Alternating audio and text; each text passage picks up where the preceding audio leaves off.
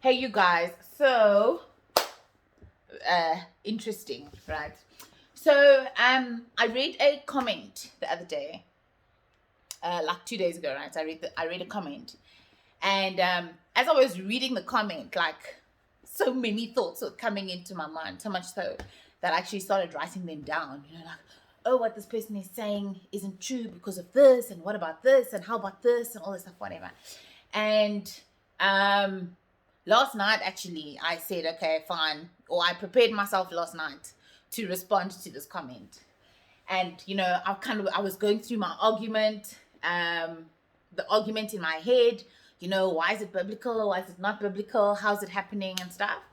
And then this morning on my prayer walk, so this morning actually during prayer, something else was kind of coming into my spirit right around this comment. And then on my prayer walk, eventually, because I was like, Holy Spirit, the thing is, I know what I want to say now, but, do you have anything that I should like add, to, this defense that I'd kind of put up? And he was like, oh, okay, so I'm adding now. Like, you're not asking me for my opinion, like what I think you should say. You're asking me what else you must say. And he was like, nah, if that's the case, then I'm good. And I was like, but what do you mean? And he's like, but, you're asking me what else must you say? You're not asking me what should you say. So I was like, okay, no, fine. What should I say? Guys, can I tell you, it's so deep. If what I wanted to say was ABC, what he ended up telling me to say, like what he ended up, or how he ended up answering the comment for, like, to me, was probably like XYZ, right? It was so different. And I was just like, oh my gosh. And then, guys, it was so different. Anyway, so, and part of the thing, right, then in Bible study, Bible study kind of just took me back again to Exodus. I'm enjoying Exodus. So I went back to Exodus, right? And just read the story again of like Aaron and Moses, and how God was just saying to him, dude, I will put my words in your mouth.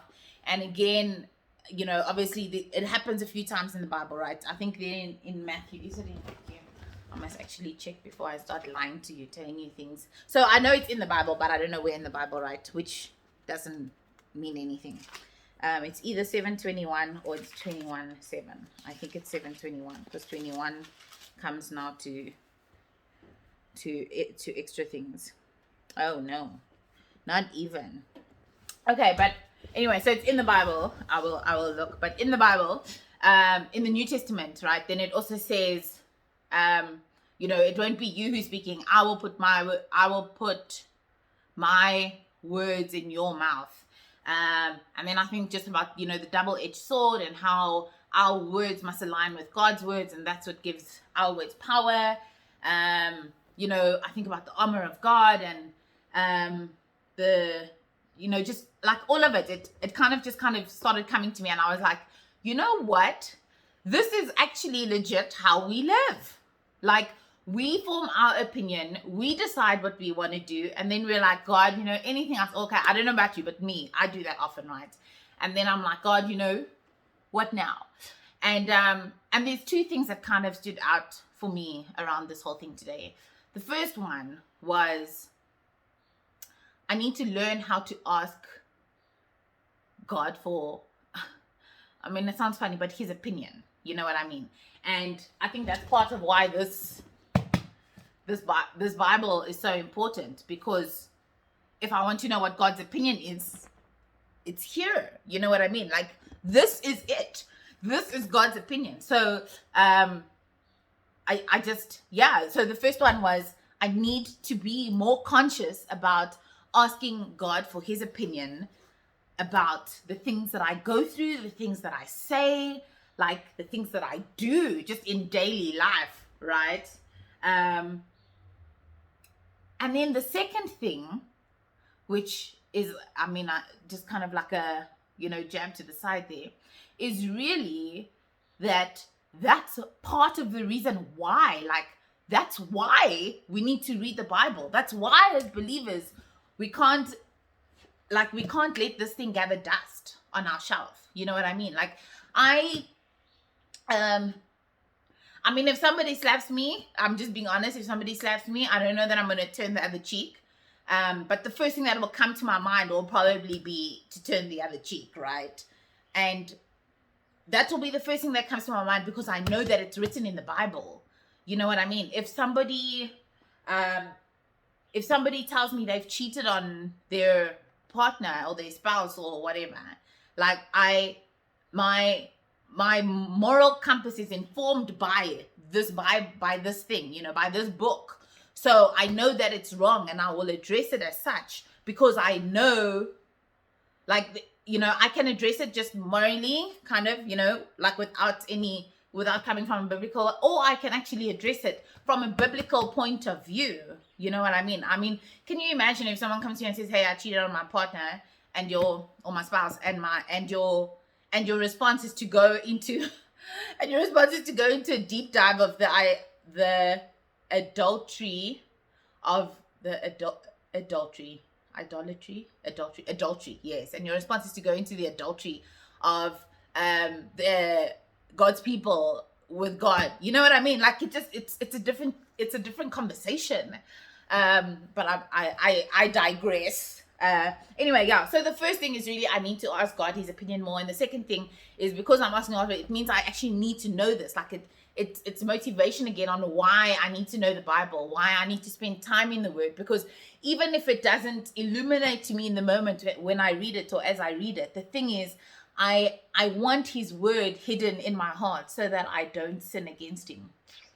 Like that psalm, it's such a legit psalm. Like, hide your word in my heart so that I can't sin against you. Because if his word is hidden in our hearts, then when we do things that are not biblical or that are out of step, that are not Christ-like, you know, I will know that because I will already know his opinion because it will be hidden in my heart. The same way that Holy Spirit can only bring revelation on something that you already know, right?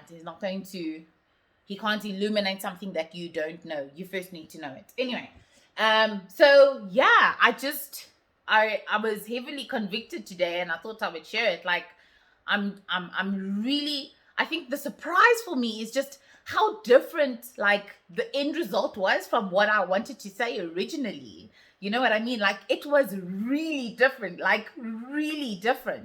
you know, and it's a reminder how, in everything, like I have an opportunity, I have a choice. Like I can either act out of my flesh or I can submit my spirit, and just be like, God, what's going on here? What are you saying? How are you saying it? And then actually do that or say that. And I mean, I don't know how it's going to end, but I can tell you though that one of the things that gives me a lot of peace around the conversation is that now that I believe, like, my response, like, it, you know, it came from the heart of the Father. And so now I have a lot of peace around the conversation, because I'm like, even if they didn't accept it, you know, even if they didn't take it well, even if they, you know, because you don't know, people pretend, right? They could be telling their friends now that Katie's a bastard. But, or, you know, even if they choose to take offense at it, even whatever it is, like, if they end up taking it in a bad way, at least I can stand and I know that I've said what God wanted me to say. You know what I mean? Instead of me having reacted out of the flesh, them having taken it wrong, and now I must go and do damage control. Or maybe God has to send someone else in to do damage control, because they've written me off. You know, you never know. But anyway, so the Bible, it's important. And it's actually quite, like, I'm a little bit excited now to read tomorrow, because I'm like, you know, if I'm taking the Bible as God's opinion, then what's he actually saying? You know, even though it's not an opinion, but you know, it's an opinion. Yeah. Okay. Cool. Ciao. Bye.